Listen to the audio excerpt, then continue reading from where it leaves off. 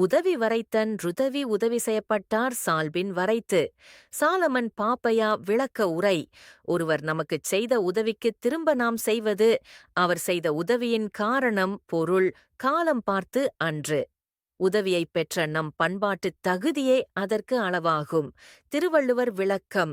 திருவள்ளுவர் கூறுவது, உதவிக்குப் பதிலாக நாம் செய்யும் உதவி என்பது வெறும் பரிமாற்றமாக இருக்கக்கூடாது. அது ஒருவர் செய்ததற்கேற்ப அல்ல, நம் பண்புக்கும் நம்மால் கொண்ட நன்றியுணர்வுக்கும் ஏற்ப இருக்க வேண்டும். உண்மையான நன்றி என்பது அளவான தேவையை விட உணர்வான பெருமை கொண்டதாக இருக்க வேண்டும்.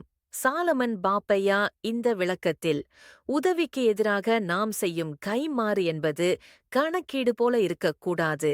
உதவியாளரின் நிலை, உதவி அளவு என்பதை மதிக்காமல் நாம் பெற்ற நன்மையின் விளைவாக நம் பண்பாடும் நற்பண்பும் அதை வழிகாட்ட வேண்டும்.